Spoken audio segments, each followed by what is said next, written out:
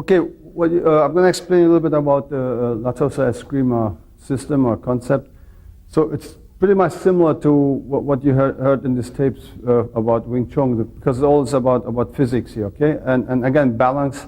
And also what we have in the center line theory in Wing Chun, we have it called box theory in Escrima. It's like basically mostly we're covering that trunk here. So it's like a box. But from here, so what I do is I offline and use this box as my target for defensive and offensive. But generally all the time offensive. If I have, Joe, if I have you here a little bit.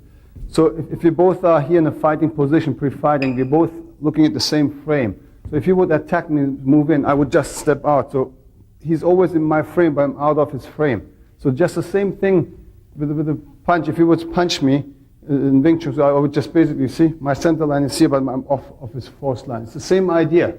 But this is empty hand, so we can go on a straight line. Here you have weapon. Mostly weapon come from outside to the inside. Of course, you have stabs and stuff like this. So generally, we have very simple, basic strikes compared to many other Filipino styles of weapon. Grandmaster Rene likes to use the word weapon system because it's a transition to other weapons. It could be medieval, from Filipino to any type of weapon. So since his concepts of applying his art is basically use everything possible as a weapon to defend yourself. Okay, we have simple from the center of your head to your shoulder. That angle would be a number 1 strike. So just for training purposes. Same side, the other is a number 2 strike. The angle like this, number 1.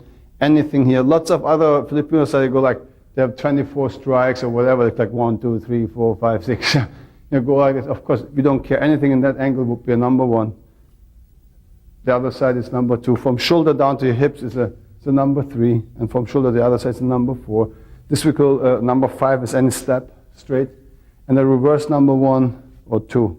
Just the same thing, just reverse. So that's basically what it is. So rest you don't care about an inch higher or lower. So it really doesn't matter. So this is what we try to protect. So this is the whole thing now. We do lots of shadow work, stuff like this, imaginary thing, just to get the feeling. Lots of footwork. But I want to just show you some explosive stuff here. First, empty hand, and then with weapons. So systematically go in. So very simple. If you would hit me very slow motion, number 1, boom. See, I would do this. I'm not trying to, to block these things. Generally not like this. I have seen lots of other styles that are blocked even like this. Even like this. It's so strong, you couldn't even hold it. Too dangerous because of the speed and the weapon and the leverage of the weapon here. It's really ridiculous. Or some people really they go like, and then want to twist your arm, things like this. It's just too dangerous and it's not realistic. However, it's more realistic, just like the concept of bullfight. You have to avoid the force coming at you. You just step to the side. So if you would attack me, I would be here, crack. So again, it's intercepting. If somebody has a weapon, you want to take his space away. He cannot use it, especially as a stick. Knife is a little different story. Then the cutting edge. But also originally, historically, this is the size of a machete. Just a safe form of training instead of having a real machete. Because if there's a machete, you have to be really, really fast because you don't want to joke around. Anyway, general thing, if you see something blinking, knife or something, I suggest you take your legs in your hand and run. There's nothing to be bravery or cowardness. This is your life. And even the most stupid kid can kill you and stab you.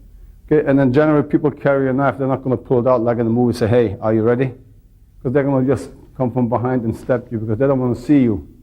You to see him as a knife or something, okay? So, however, so if he attacks, I show you something, you can go in and, okay, or whatever, different angle.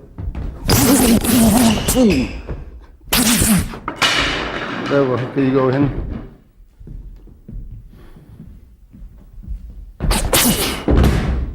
Go straight in, whatever. So it depends on whatever. So because you have to understand all one thing. Even the attacker doesn't know what you as a defender going to do on him. So it's always both ways. Even you're afraid, you know he's very good or whatever, he has a weapon, it's scary. Situations you're nervous, his situation is scary. But still, even the attacker doesn't know what you're going to do. He doesn't know anything about you either, okay?